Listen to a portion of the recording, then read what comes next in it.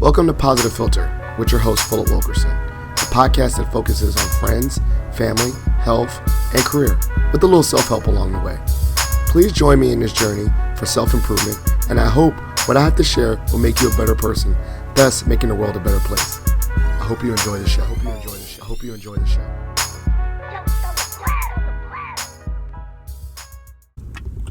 Hello, listeners. Philter Wilkerson back with another episode of Positive Philter. We're doing a quick, random, on the spur of the moment podcast. I'm joined by two people. I got my son in the back. Hello. And I got my dad right here. Hello. And we're just, we just got a suit. And I thought, sometimes my best episodes are ones that are not super rehearsed. They're on the moment, thinking about topics that come top of mind. And so I got my dad here. He is a retired colonel, served 30 years, a leader, and someone I look up to, and someone that my son looks up to. And we randomly had a story yesterday. It's going to come full circle why I felt like we wanted to do it right now while it's top of mind. So for the listeners, before I do this story, Dad, tell them a little bit who you are. I think, if they listen to other episodes, they'll know who you are because you've been a guest before, but tell them a little bit who you are first before I tell a story. Philip Linwood Wilkerson Jr. My father was Philip Linwood Wilkerson Sr. My grandfather was Philip Wilkerson. And your host is Philip Linwood Wilkerson III. So clearly, Philip is a prominent name in the Wilkerson family. We are blessed to have now the third generation, living generation with Bennett. But he carries the Wilkerson name. So and Miles, and Miles, who is not here, carries the Wilkerson name. I'm originally born in Newport News, Virginia. My growing years spent in Hampton, went to Hampton High School. From Hampton High School, I went to the Virginia Military Institute, class of 1972. Probably Philip wants me to mention that class of 72, was the first class in the 152-year history of VMI of having African Americans. Yep. I won't say men of color because they had some Chinese and folks and stuff like that, but they didn't have any of us. They had a Chinese student before a black student? They had Korean, Chinese, especially from the Republic, when the Republic of China, but that's a completely different story. It's an interesting story, but different story. From there, I went to VMI because I wanted to be a Marine. Yep. That didn't work out because I tried my hand at football at the college level and got hurt. Did not pass the commissioning physical for the United States Marine. I say tongue-in-cheek, the Marines were looking for a few good men, and I just happened to be not one of them. Mm-hmm. Ended up getting a waiver, went into the service, spent 30 years, 3 days, and 13 hours. I had an opportunity to serve some of the finest units, 1st, 2nd, and 3rd Division, Infantry Divisions in the 82nd, which was very special. Spent 5 years at Fort Bragg, where I met my bride of now 44 years there at Fort Bragg. That's kind of served on all continents. Spent 2 tours in Korea, tour in Germany, went to Desert Storm, Desert Shield. Interesting point, I was a 2nd lieutenant at Fort Riley, Kansas, and then had the honor to come back to the 1st Infantry Division and command a battalion in the 1st Infantry Division. So I took a great deal of pride in that. You say it's not going to be big red one. But I think that's the good segue, because of all places you talked about Fort Riley. And so this is where the impetus of this conversation that we're going to have today. And, I think I'm going to call it leadership lessons from my dad, because it's just one of many. We're hungry. We're going to go out to eat. So I'm not going to hold y'all too long. But this is the quick version of that story. So yesterday, my wife and I went to a restaurant in Clifton called Trummers. Without my son. He wants you to know that. And while we were there, we were served by a gentleman who was His name was Tony. And Tony, we were talking, he's like, my grandmother, is Hawaiian, because at Tremors it's throughout the summer, it's luau summer, right? Like they have a Hawaiian theme, a luau with, Hawaiian, Polynesian style food, whatever. And so Tony was talking, me, I talk to anybody, and asking where he's from and all this stuff. And I just asked a random question like, from Hawaii, how did you end up here in Virginia? And lo and behold, Tony says, I'm a military brat. And I said, you know what, that's crazy. Me too. And I said, where other places did you live? And he said, I lived in Fort Riley. And I said, me too. And then I said, okay, who's your dad? And he said, might sound crazy, I go by Tony and my dad's name is Tony. I said, that's crazy, my dad is Phil and I go by Phil. And come to find out, his dad, Tony Marino, worked with my dad.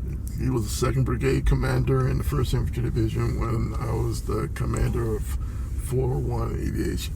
And this is where I think we're just going to touch upon leadership. Because Dad, what is one lesson? I know one lesson that you shared with me is that very particular, our names matter. I think you even started with that, Philip. And what that really that story reiterated to me is that no matter what you do, no matter your title, colonel, he's talking about his dad was a colonel at that time, you're lieutenant colonel, it didn't matter. The main thing is the only thing that we have when we die or we leave this earth is our name. And that carries weight in rooms that you're in or not in. And I think also that part of the name is timeless, right? Like that's, I don't know how many years, like over 30 years later, Tony Marino, that meant something to you. And you had a positive relationship with Tony. I did. And vice versa. And the next generation has a positive, like I hit it off with his son. He was like, oh, my dad. And it could have been a totally different story if he was like, Philip Wilkerson, I can't stand that guy. That could have been a generational thing. So I want you to talk about a little bit about, one, what does leadership mean to you? And two, in that part of leadership, how important is leaving a legacy where the name means something? Well, leadership is such a broad topic. What I would like to share is personal experience and the application of leadership traits. One of the traits of leadership is servitude. A lot of people don't understand that. They misscrew that. But when you are a leader, you in essence are serving those you lead. Now that doesn't mean that they are necessarily subservient or you are subservient to them. It means you have their well-being, you have their welfare, you have their best interests in heart. Like we like to say, teamwork makes the dream work. So, and those you lead can tell if you are self-centered, if you are focusing on just embedding your position. One of the traditions we have in the military is that, especially when we are in field conditions, officers eat last. Now, you can say, well, what importance is that? You should have enough food. That's not the point. The point is you want your soldiers to know that you care about their welfare before you care about yourself. That's kind of all it would say. Now, a lot of people don't like for me to go this direction, but I did a paper when I was in grad school on assertive leaders, and the person I focused on was Jesus. And people say, oh, here he goes, he's bringing in religion. Yeah. But if you think about the concept of a Jesus served the people. He did miracles. He got, the blind man see. It wasn't about him. It was about the people that he was serving or leading. And as far as the name is concerned, that comes from, I don't know, family pride. I mean, my father, I missed him terribly. I admired him. He taught me some very valuable life lessons. And as silly as it sounds, carrying the name that he carried meant a lot to me, and you can say gave me a goal to stand up for. I did not want to say, and matter of fact, I tell, Philter has a sister. I tell them all, they are my legacy. When people look at them, they're going to say either I did a good job or I did a good job. Did I put them in the best positions so they can be successful? That doesn't matter about what success I have. What do those that you want to lead, what kind of success do they have? That should be one of your primary focus from my perspective. Now, like I said, leadership has so many different avenues to go down, but if I can press that one point, it's not about the leader, it's about those who are led. And the leader that understands that, to me, is a heads up on being a good leader. Yeah, I love that. And one of the thoughts I thought about, and it kind of comes to mind because I know we had this paradoxical thing, right? Like, we always get this notion, about self-care to help others, right? So I always say, like, put on your oxygen mask before you put on someone else's. But then conversely, I totally agree with what you're saying too. Like, but then if you're a selfless leader, you got to make sure that, your team eats first, right? And so can you talk about that? Because I think there is a balance, though. Like, you still got to take care of yourself to give your best to the others, but at the same time, you're thinking about others. So how can you navigate both of those thoughts? They're both like, like when if you did a self-help book, we got like two different self-help books, right? They're telling you to do, but how can you I think you can do both. Okay, it's interesting you should bring that point up. I would ask you to consider this. All of us have leaders. All of us are led. So if you are taking care of those you lead, the people who are your leaders are taking care of you. So they ensure that you do the things you need to do to be successful so you can take care of others, if that makes any sense. I was very fortunate when I was in the service because I thought that the officers appointed over me were good leaders. So they made sure that I did what I needed to do to be functional at my whatever job I had. Another thing we used to emphasize, at least in the units that I served in, you always want to work yourself out of a job. Now, what does that mean? That means you want to train your subordinates so they, in fact, can do your job. Now, you said, well, that doesn't make a lot of sense. Yes, it does. Because in the units I served, we were in reconnaissance. There's multiple times where the leader is absent. Absent because of health, absent because you got shot down, absent because you're dead. There's a lot of reasons to be absent. You don't want the unit just to fall apart because you're not there. Now, you say, well, it's the same thing about my leader.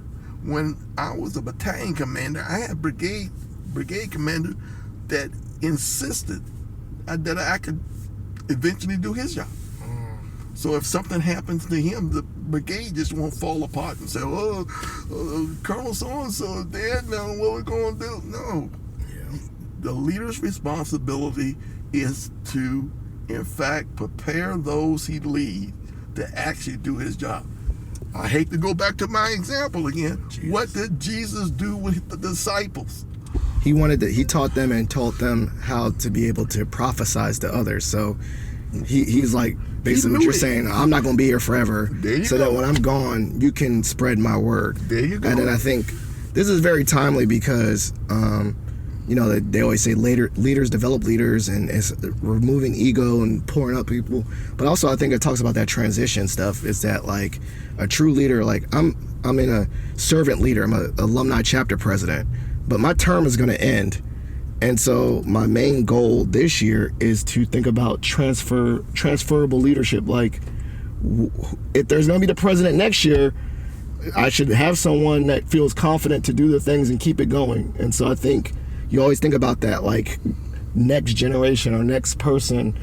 But I think a lot of people are also scared about that because they want to hold on to it because they always think someone's going to take their job. So you got to let go of ego to do that. Also think about, what's the purpose of a father? To prepare his son to be a good man. And if he becomes a father, he becomes a good father. He might not be a father, but just a good person. He becomes a good person. He is prepared, though. Yeah. You have done everything you can to prepare him, or her in cases, to take your spot. Because it's not about, that's the whole point. It's not about you. It's a cycle, and it's a natural cycle. Right. It's not about you. And this happens. And when people get that out of their head, things just run smooth because the people that you lead see that you have confidence in them because you have taken the time to train them, to provide the materials that they need to be successful. Coaches do the same thing with players. Because coaches are like, I'm not playing. Like they had that mindset. Like I have to make sure that they do their job. They should. Good coaches put players in positions where they can succeed. Yeah. Well, this is good. We're about to get something to eat, But that's we're not going to talk. It was like we were not going to talk forever. But this. Yeah, finally, he's hungry. Bennett's hungry. So this is the last question, and I think you asked Bennett this, and maybe Bennett can answer too. Yep. Is what is one leader that you aspire, that you are inspired by, one leader, and why? And so we're gonna have Bennett answer that too, but also have you answer it. Do you want Bennett to answer first, or you? Let me answer this so Bennett can collect his thoughts, because I've already thought about it, because I was telling you, matter of fact, I was a little bit embarrassed because I was taking too much time when you were with Maggie. I was watching a documentary on Franklin Delano Roosevelt, the only president to serve 4 terms, even though he didn't complete his 4th term. He died in office. But he led this country through basically 12 of the most difficult years, World War II, that this country faced. The man had polio. Mm-hmm. It took him an hour to dress. Mm-hmm. But it wasn't about him. When he got on the radio, because the TV wasn't a big deal back in the 30s, when he got on the radio, he exuded confidence. Yeah. The man was in pain. It almost brings tears. And what I was trying to share with you yesterday is, when God selects someone to represent him, he doesn't always pick the strongest. He don't pick the baddest guy on the block. Look at David. David was the youngest of the brothers and the smallest. But that's the guy who defeated Goliath. Yeah. So my point is, and you brought this up, we all have something to offer. Mm-hmm. Another president most people don't realize is Thomas Jefferson. He had a speech impediment. How many people, if you just pick a guy off the street and say, name a president, knows Thomas Jefferson? So, I mean, he obviously he made impact on the nation, at the point I'm trying to make. Yeah. But he had a speech impediment. Yeah. You concentrate, you do the best you can, you prepare yourself, but when it comes down to it, it ain't about you. I love that. Okay, Bennett. Bennett, you get the mic to Bennett. So I feel like one person, when I think of that, the person who comes to mind is you, Dad. Oh. You. All right. I feel like every time I go to George Mason where you work, every time there's like just someone who says hi to you, because I feel like everyone knows you there. You have such a big impact on the community that it's just so known that you can't help just smile. That it's just like, even when you're gone, your impact will still be there. because a good person makes the community a better place. And that's what you do, Dad. Okay, well, I did not pay my son to say that. I'm about to cry. Thank you, Bennett. I thought you was going to say Colin Kaepernick again. Thank you so much. I really appreciate that. Well, we're giving flowers where we are. I had to say that my leader was you, Dad, because same thing. I really felt like this, and this is totally honest, is I always grew up thinking that I could never be a leader like you. I saw you in a uniform, and I think I wrote about this. You read this before, right? And I got my grandfather, who's a black doctor, and I got all these people in my life, and I always looked up to people and put them on, and as I've gotten older, I realized that I am a leader, but I'll say the things I admired about leadership was not the things had nothing to do with your uniform. It was things that I observed, like that you take care of your mom. We'd go all the way down to Hampton, and that was service. And you would take your mom grocery shopping for like 3 hours, things like that. And then I noticed when I helped with Jeff, he wasn't doing well, selflessness. That's the kind of things you taught me. Or that you went back to school. Now I'm kind of doing it, right? Like you went back to school and got your master's. I'm going back to get my PhD, and that showed me that you can always learn. So I think the weird part is that you literally, like the old adage, you do become your parents. I don't say corny jokes like you, the knock jokes, but you gave me the book. Yeah, I gave you the book. but the point is, like, those are the things and I guess we're actually living it in real time. Like I watch what you did and I try to embody it. Hopefully Bennett and Miles watch what I do and they try to embody it. And that's really what it counts. That's all it is at the end of the day. Just watching and observing, and it has nothing. Obviously you want to have a job and have money, but I think the things is like you want to develop good men. Develop boys into becoming good men. Good. And that's not by the job. It's by just being your person and character and facing adversities, and not, like you said, like Thomas Jefferson or the other Franklin D. Roosevelt, not letting your challenges define you. These are all things that you just observe by action, not necessarily by doing, and not by the uniform. It doesn't have to be just a president to do that. It's not just a retired colonel to do that. It could be anyone that's making a good living for themselves. And you hit on a key point. That's why you should always try to do your best and do what's right, because people don't do what you say; they do what they see. Mm. So what I'm saying is, it's easy to tell people to be to serve or to be selfless or take care of other people. It's easy to say that. Or sacrifice. We're all making a big sacrifice, and then you're out there driving. But people see, and they emulate what they see. So they want to see the leaders. I think, we can go at this later. We'll do another part 2, but I think sometimes people want to see the leaders getting in dirty with them and doing the work with them. But that's neither here nor there. Okay, we're going to get something to eat. So Positive Philter listeners, this is the episode. Every episode is dedicated to the memory of my late father-in-law, Jeff Kirsch Anti-Hunger Fund. Additionally, if you're a member of the Mason Nation, please consider submit Paths for Patriots. This is one of many leadership episodes. Please, me and my dad and maybe Bennett will chop it up again. So if you have any questions about leadership, send them to us. Maybe we'll use that. And thank you so much for listening. We're out. Thank you for listening to Positive Philter, a podcast that focuses on family, friends, career, with a little self-help along the way. If you enjoyed this podcast, please share it with your family and friends, and like the Facebook page, Spreading Positivity of Movement. Thanks for listening.